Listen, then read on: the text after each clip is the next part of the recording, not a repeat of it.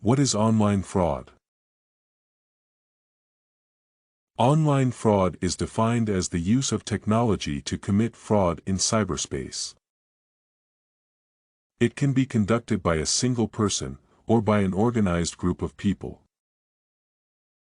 Online fraud is not just limited to credit card numbers and monetary transactions, it also includes identity theft and other personal information.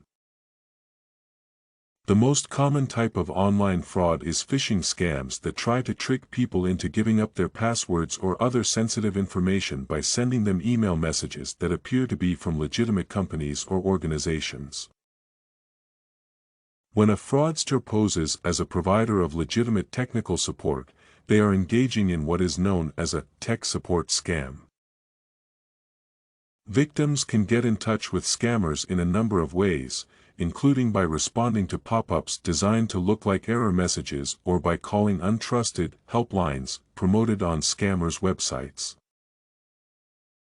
Scammers, pretending to provide tech support, often tell their victims that there are viruses or malware on their devices, when in reality it's just a scam. After creating a problem, the con artist will usually convince the victim to pay for a solution. Many scammers make victims to use gift cards to pay for various scams, since they are difficult to track and the scammer can't make any money on them if the victim decides to get their money back. The system. Social engineering is used in technical support scams to convince targets that their device is infected with malware. Fraudsters are sneaky and have been known to use a range of tricks with psychology. Sometimes they'll pretend to be from Microsoft and say that your computer has a virus, so you should download some kind of remote desktop software. That way they can take control over your computer. In order to fool a person into thinking their computer is infected with a virus, the hacker might access various Windows features and utilities such as their event viewer. They might also install third-party programs, utilities, such as rogue security software, and perform other tasks. The scammer will demand payment from the victim in order to resolve the problems. Where everything begins. There are a number of entry points for fake tech support. Pop-up ads on compromised websites or cyber squatting of well-known domain names are used in some forms of this scam. The target is bombarded with pop-ups that look like legitimate error messages, like the dreaded blue screen of death. Stop the victim's browser from working. To fix the error, the pop-up says to call the scammers at the provided number. Cold calls are another common method of attack for technical support scams. These are typically robocalls impersonating reputable companies like Microsoft or Apple. Scammers offering technical support often use paid search results for terms like Microsoft support to attract potential victims.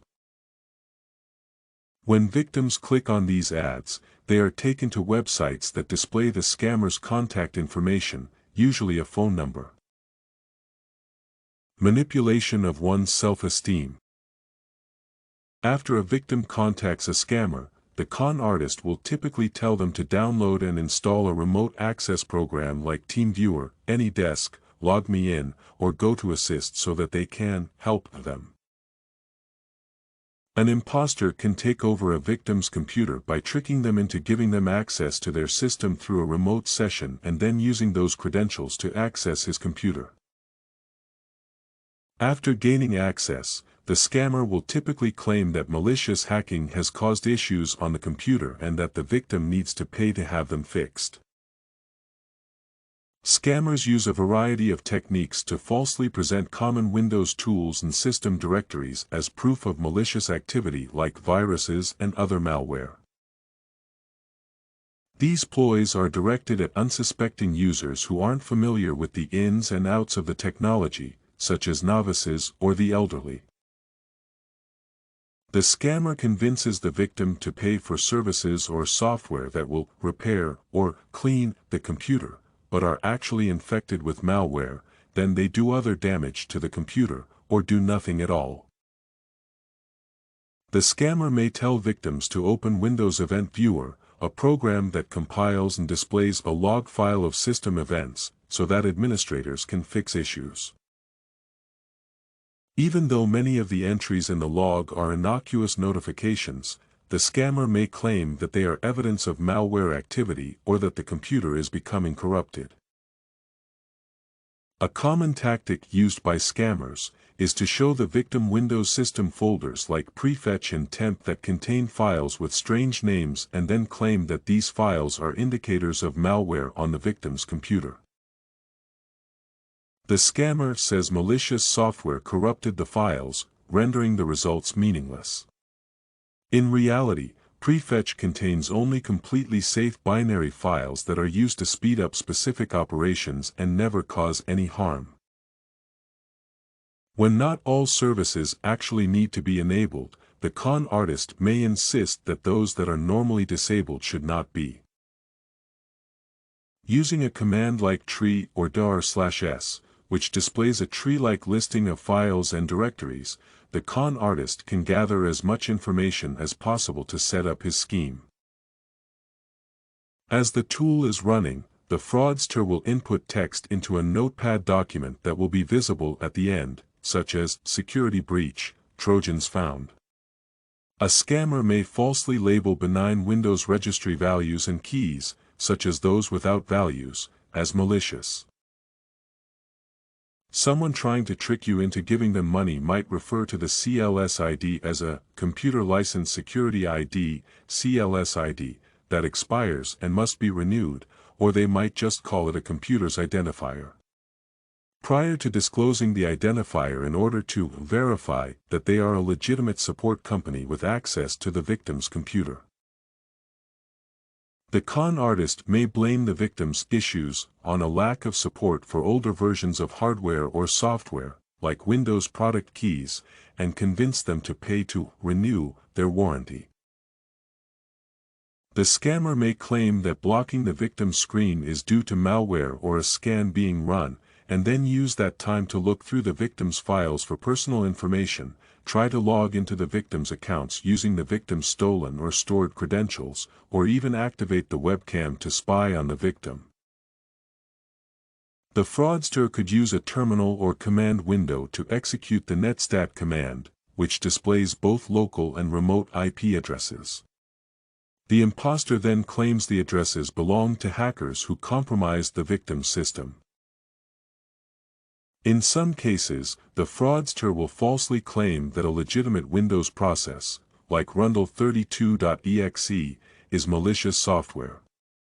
In many cases, the con artist will look up information about the Windows process online and then read a section claiming that the process name is itself malicious code, even though the victim's computer is clean of any such software. Transactional and consequential costs. Technical support gift card scams are becoming increasingly common.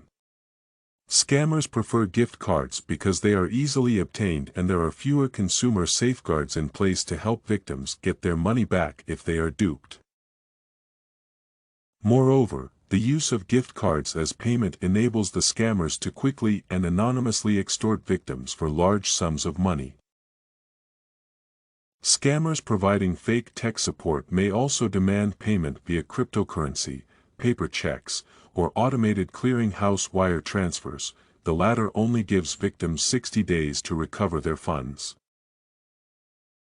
If a victim refuses to pay, scammers may delete crucial documents and/or programs, lock them out of their computer, using the syskey utility, which is only available in Windows, or install third-party applications on their computer.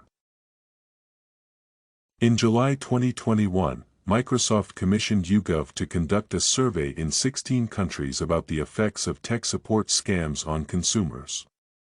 60% or so of those who filled out the survey reported being a victim of a technical support scam in the previous 12 months. Scam baiting. Scammers are annoying, so people have been using a tactic called scam baiting. It's when you waste their time by making an account and playing along with them to get your revenge. You can probably find some interactions on YouTube of this in action. The more sophisticated scam baiters may infiltrate the scammer's computer and render it inoperable with destructive malware, distributed denial of service attacks, and remote access trojans. The goal of scam baiting is to get scammers to reveal their unethical methods by getting them to click on false files or malware on a virtual machine that look like sensitive data like passwords and credit card numbers in order to completely crash their computer. Law enforcement agencies may be able to retrieve sensitive information useful for future investigations, and additional data on the fraudulent business may be posted or compiled online to warn potential victims. A YouTuber using the alias Jim Browning was able to infiltrate a fraudulent call center scam operation in March of 2020 with the help of another YouTuber named Carl Rock, capturing footage using drones and closed-circuit television. A documentary is what got the authorities to the home of Karen Goel. The Assistant Commissioner of Police, Amit Chauhan, who runs a call center and travel company, was arrested shortly thereafter. If you think this video was helpful in understanding a bit more about human behavior, please make sure you subscribe and push the thumb up button for more videos to come.